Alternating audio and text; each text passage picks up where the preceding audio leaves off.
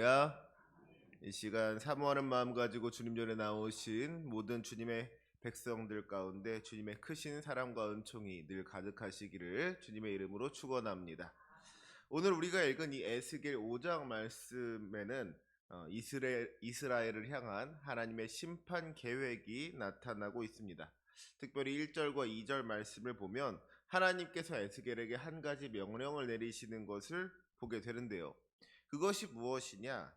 날카로운 칼을 가져다가 이 머리털과 수염을 깎으라는 것이었습니다. 그리고 그렇게 깎은 머리카락과 수염, 이 터럭을 셋으로 나누어서 3분의 1은 불사르고 3분의 1은 칼로 치고 3분의 1은 바람에 흩으라고 하시더라는 것이죠. 그러면서 5절 말씀을 보면 뭐라고 말씀하시느냐? 이것이 곧 예루살렘이라. 이렇게 말씀하시는 걸 보게 됩니다. 이제 예루살렘이 에스겔이 깎은 머리털과 수염처럼 된다는 이야기. 불에 태우고 칼로 치고 바람에 흩어버렸던 이 머리털과 수염처럼 이스라엘 백성들이 고난을 당하게 될 것이다 하는 것이죠. 12절 말씀을 보면은 이 말씀이 무슨 뜻인지를 알 수가 있습니다. 우리 12절 말씀 함께 읽겠습니다. 너희 가운데에서 3분의 1은 전염병으로 죽으며 기근으로 멸망할 것이요 3분의 1은 너희 사방에서 칼에 엎드려질 것이며 3분의 1은 내가 사방에 흩어버리고 또 그 뒤를 따라가며 칼을 빼리라. 에스겔의 머리털과 수염 중에서 3분의 1이 불살라졌던 것처럼 이스라엘 백성의 3분의 1은 전염병과 기근으로 멸망하게 된다는 것. 그 머리털과 수염의 3분의 1을 칼로 쳤던 것과 같이 이스라엘 백성의 3분의 1로 칼에 엎드려진다는 거예요. 그리고 남은 머리털과 수염의 3분의 1이 바람에 흩어지게 되었던 것과 같이 이제 이스라엘 백성들도 그 3분의 1은 흩어진다는 겁니다. 이 얼마나 무서운 말씀입니까? 전염병이 걸려서 죽고 기근으로 인하여 죽고 적들의 칼에 맞아 죽는 사람들이 이스라엘 백성들의 3분의 2에 달한다는 거예요. 그리고 그나마 남은 3분의 1이라고 해서 그저 살아남는 것으로 끝나는 것이 아니라 안전한 것이 아니라 그 역시도 사방으로 흩어지게 될 거라는 이야기죠. 참 끔찍한 이야기 아닙니까? 백성의 3분의 2가 죽는다는 거. 이게 말이 쉽죠. 예를 들어서 할아버지, 할머니, 아버지, 어머니, 그리고 아들과 딸 이렇게 6식구가 살고 있었다라 그러면 그 6식구 중에서 넷이 죽는다는 이야기. 온 나라에 진짜 여기저기에 부모를 잃어버린 고아들과 자식을 잃어버리고 우는 부모들이 가득하게 된다는 이야기죠. 게다가 더욱 무서운 것은 그렇게 이스라엘 가운데 재앙이 임하게 되었을 때에 사람들이 더 이상 어떤 인간으로서의 존엄성을 지키지 못하게 될 것이다 하는 이야기입니다. 10절 말씀을 보면은요 그런 모습을 엿볼 수가 있는데요. 10절 말씀 중에 보니까 아버지가 아들을 잡아먹고 아들이 그 아버지를 잡아먹는다 그랬습니다. 수많은 사람들이 병에 걸려서 죽고 기근으로 인하여 죽고 막 칼에 맞아 죽고 또 이리저리 흩어지는 상황 가운데에서 무슨 윤리를 따질 수가 있고 도덕을 따질 수가 있겠습니까? 6.25 때 난리는 난리도 아니라고 엄청난 시련과 고난 가운데 우리가 살아가면서 그 상황 가운데서 살아남을 수만 있다면 수단과 방법을 가리지 않게 되는 일들이 이제 이스라엘 가운데 있게 되는 것이죠. 사람이 가족마저도 아끼지 아니하고 아버지가 아들을 잡아먹고 아들이 아버지를 잡아먹는다라고 한다면 가족이 아닌 다른 사람들에게 어떻게 할지 이건 말하지 않아도 불을 보듯 뻔한 것이죠. 자기가 살기 위해서라면 다른 사람을 해치는 것이 당연하게 느껴지는 그것이 아무렇지도 않은 그런 어떤 비정함이 사람들 사이에 만연하게 되는 겁니다. 어쩌면 이런 인간성의 상실이야말로 이스라엘에 임할 가장 무서운 심판이 아니었을까 하는 생각을 하게 됩니다.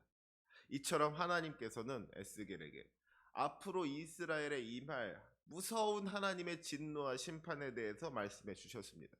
전쟁과 기근과 질병으로 인하여서 수많은 사람들이 죽게 될 것이고 그나마 살아남은 사람들도 사방으로 흩어지게 될 것이라고. 그 참혹한 속에서 사람들은 인간성을 잃어버리게 될 것이라고 분명하게 말씀해 주신 것이죠.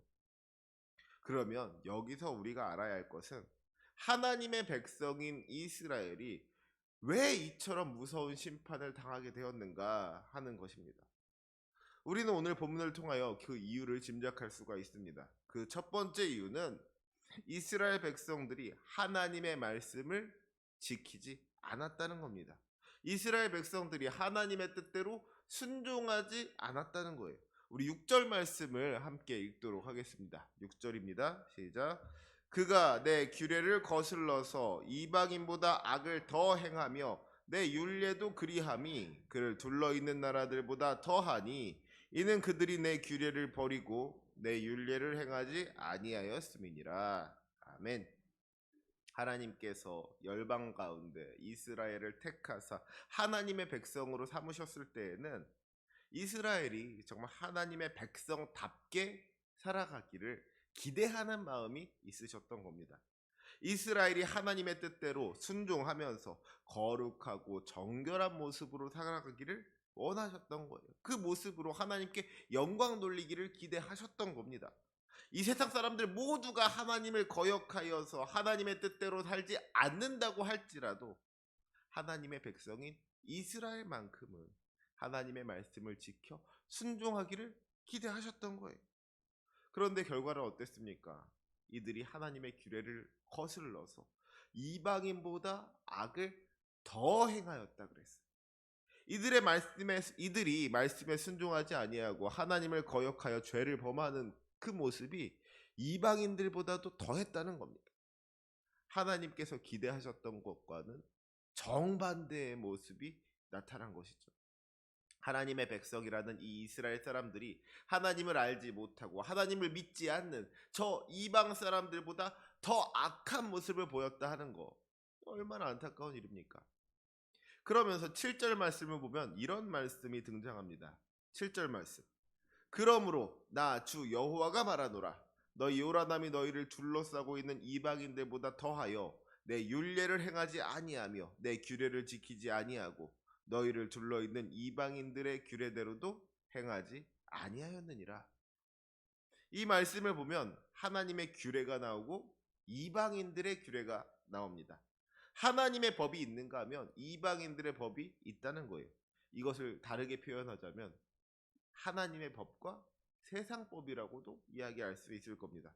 그러면 여러분, 하나님의 법과 이 세상 법이 어떻게 다른 겁니까?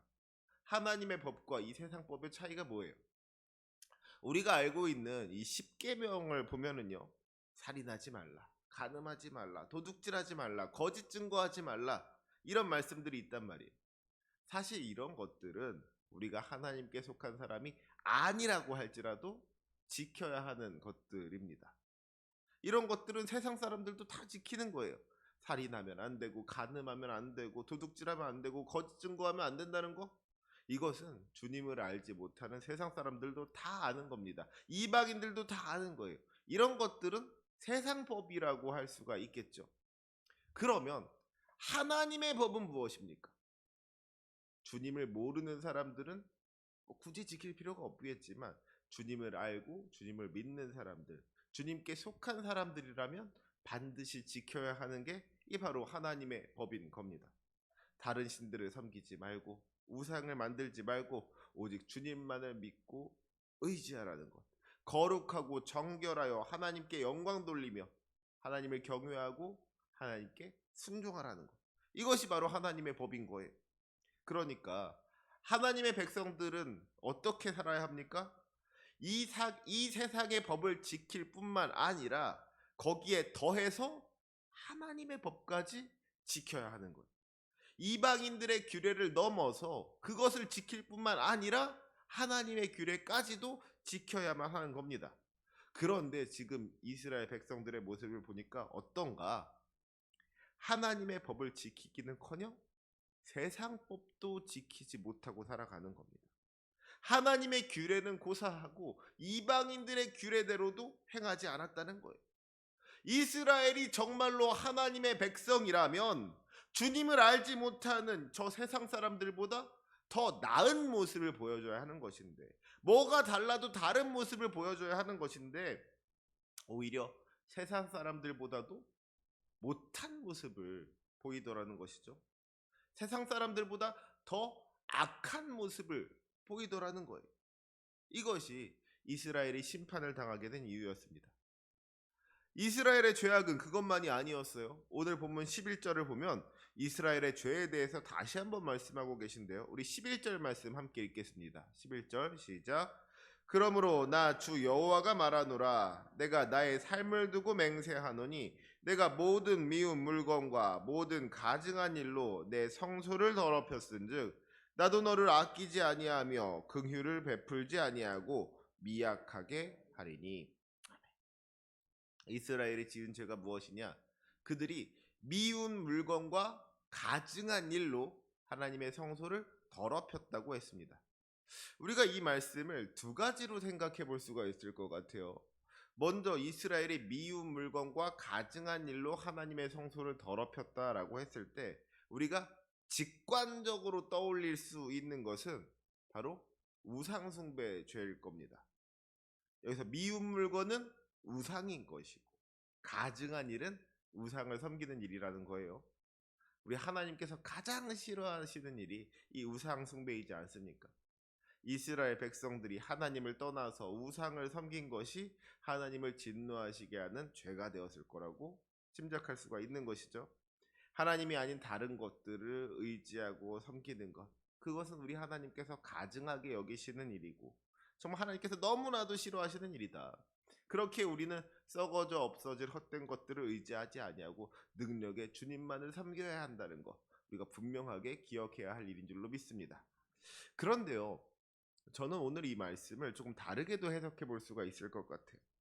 이들이 미운 물건과 가증한 일로 하나님의 성소를 더럽혔다고 했습니다. 그러니까 무언가 이들이 하나님의 성소에 가져온 물건에 문제가 있었고 하나님의 성소에서 행한 일에 문제가 있었던 것은 아닐까, 그렇게 생각해 볼 수가 있는 것이죠. 그러면 이들이 무엇을 가져왔고 무엇을 행하였을까? 무엇이 하나님의 진노를 사게 되었을까 생각할 때 저는 이사야 1장 13절의 말씀을 생각하게 되었습니다. 우리 이사야 1장 13절의 말씀이 무엇입니까? 헛된 재물을 다시 가져오지 말라. 분향은 내가 가증히 여기는 바요. 월삭과 안식일과 대회로 모이는 것도 그러하니 성회와 아울러 악을 행하는 것을 내가 견디지 못하겠노라. 이 말씀의 핵심이 뭐예요? 주님께 예물을 드리고 제사를 드리는 것이 그저 형식적인 것이 되어서는 안 된다는 것입니다. 주님의 말씀대로 순종하지 아니하고 악을 행하면서 드리는 제물, 그런 제사, 우리 하나님께서 기뻐 받으시지 않는다는 거예요. 그런 거 원하지 않으신다는 겁니다. 성회와 아울러 악을 행하는 것이 우리 주님께서 견디지 못할 정도로 가증하게 여기는 일이 된다는 것이죠. 우리는 이 말씀을 분명하게 기억하여서 마음에 새겨야 할 줄로 믿습니다. 우리가 이 세상을 살아가는 동안에 하나님의 뜻대로 살지 아니하고 죄악에 물들어서 정말 죄악 가운데 있다가 주님 전에 나온다면 그 모습을 우리 주님께서 어떻게 기뻐 받으실 수가 있겠습니까? 우리가 아무리 많은 것, 아무리 귀한 것으로 주님께 올려드린다고 할지라도 그것이 남의 것을 빼앗고 훔쳐서 얻어낸 것이라면 그런 예물 우리 주님께서 받으실 수가 있겠냐는 것이죠. 다른 사람들을 욕하고 저주하던 입으로 하나님을 찬양한다면 그 기도, 그 찬양 우리 주님께서 받으실 수가 있겠냐는 거예요. 그렇지 않다는 겁니다. 이처럼 죄의 문제를 해결하지 않은 채로 드리는 예물과 제사가 하나님의 성소를 더럽히는 미운 물건이 되었고 가증한 일이 되었던 것은 아닌가 하고 우리가 생각해 볼 수가 있는 것이죠. 사랑하는 성도 여러분, 지금 우리는 어떤 모습으로 주님을 예배하고 있습니까? 바라기는 우리가 온전한 예배로 주님 앞에 나아갈 수 있게 되기를 원합니다. 우리의 예배가 주님께서 기뻐 받으실 만한 예배가 될 수 있기를 원합니다. 그러기 위해서는 먼저 우리의 모습이 변화되어야만 하는 겁니다. 주님을 믿는다고 고백하면서 주님께 속하였다고 자부하는 우리가 주님을 알지 못하고 주님을 믿지 않는 저 세상 사람들보다 못한 모습으로 살아가면 안 되는 거잖아요. 그렇게 죄로 가득한 모습으로 드리는 예배, 우리 주님께서 받으실 수가 없는 겁니다. 그런 예배로는 우리 주님을 기쁘시게 할 수가 없는 거예요. 아무리 멋진 찬양을 부르고 아무리 많은 예물, 아무리 좋은 예물을 주님께 드린다고 할지라도 주님께서는 그것이 미운 물건과 가증한 일밖에는 되지를 않는 겁니다. 그것이 하나님께 영광을 돌리는 것이 되기는커녕 오히려 하나님의 성소를 더럽히는 일이 된다는 거예요. 정말로 우리 주님께서 우리의 예배를 기뻐 받으시기를 원한다면 먼저 우리의 모습을 돌이켜야만 할 줄로 믿습니다. 회개하고 순종하여 주님께서 원하시는 하나님의 자녀된 모습을 회복해야 된다는 거예요.